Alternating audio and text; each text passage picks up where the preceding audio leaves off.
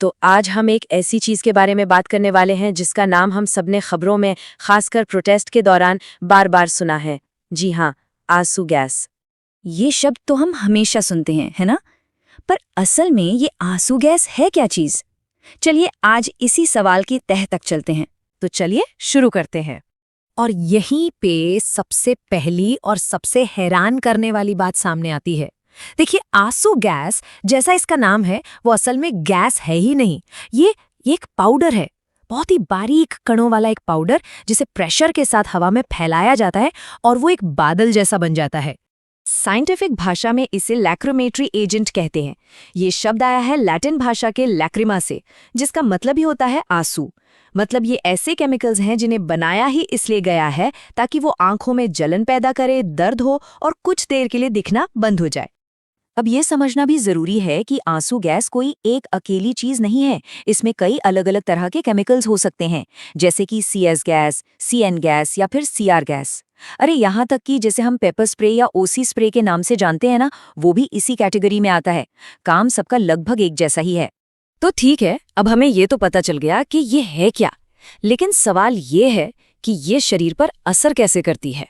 ऐसा क्या होता है कि शरीर इतनी जोरदार प्रतिक्रिया देता है?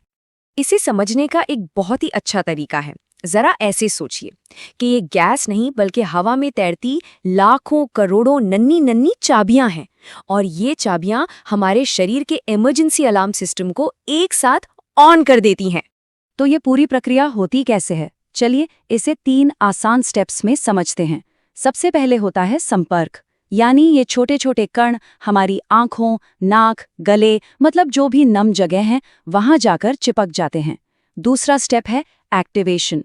ये कण वहां पहुंचते ही हमारे दर्द महसूस करने वाले नर्व्स से जुड़कर उन्हें एक्टिवेट कर देते हैं, उन्हें चालू कर देते हैं। और बस तीसरा स्टेप है शरीर का रिएक्शन। बॉडी फौरन एक तेज इन्फ्लेमेटरी रिस्पॉन्स शुरू करती है। नतीजा, जबरदस्त जलन, आंखों से पानी, खांसी और सांस लेने में भी मुश्किल। अब ये भी जानना बड़ा दिलचस्प है कि आखिर ये चीज आई कहाँ से। इसका इतिहास, आप माने या ना माने, 100 साल से भी ज्यादा पुराना है, और इसकी शुरुआत हुई थी युद्ध के मैदान से। तो देखिए, इसकी कहानी शुरू होती है 1914 में, पहले वर्ल्ड वॉर के दौरान।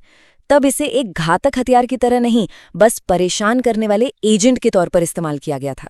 फिर आया साल 1928, जब CS गैस बनी, जो पहले वाले केमिकल से ज्यादा असरदार भी थी और कम जहरीली भी। इसके बाद 1959 तक आते आते ब्रिटिश अधिकारियों ने इसे भीड़ को कंट्रोल करने के लिए बाकायदा अपना लिया, और 1970 के दशक तक तो ये दुनिया भर की पुलिस और लॉ इन्फोर्समेंट एजेंसीज का एक स्टैंडर्ड टूल बन चुका था। और यहीं से हम पहुंचते हैं आज के दौर में, जहां आंसू गैस का इस्तेमाल एक बहुत बड़ा और कहना चाहिए कि एक विवादास्पद मुद्दा है। तो चलिए इसके दोनों पहलुओं पर एक नज़र डालते हैं। तो देखिए, एक तरफ तर्क ये दिया जाता है कि ये घातक हथियारों का इस्तेमाल किए बिना हिंसक भीड़ को कंट्रोल करने का एक असरदार तरीका है।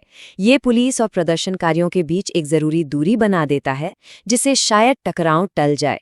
वहीं दूसरी तरफ चिंताएं ये हैं कि इससे लोगों को गंभीर चोटें लग सकती हैं, खासकर अगर कोई बंद जगह पर फंस जाए या किसी को पहले से कोई स्वास्थ्य समस्या हो। ये भी कहा जाता है कि ये तनाव को कम करने की जगह और भड़का सकता है।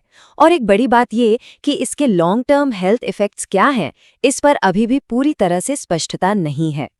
और अब ये जो तथ्य है, ये इस पूरी बहस में एक बहुत ही अजीब विरोधाभास दिखाता है। सोचिए, केमिकल वेपन्स कन्वेंशन पर 96 देशों ने दस्तखत किए हैं। ये कन्वेंशन युद्ध में, मतलब एक देश का दूसरे देश के खिलाफ आंसू गैस के इस्तेमाल पर रोक लगाता है, लेकिन वही केमिकल अपने ही देश के नागरिकों पर इस्तेमाल करने की इजाजत है। तो आखिर में हम उसी सवाल पर आकर रुक जाते हैं जहां से शायद हमने शुरू किया था। क्या आंसू गैस व्यवस्था बनाए रखने के लिए एक जरूरी औजार है, या फिर ये भेस में छिपा एक हथियार है? इसका जवाब, जैसा कि हमने देखा, सीधा नहीं है, और ये एक ऐसी बहस है जो शायद आगे भी चलती रहेगी।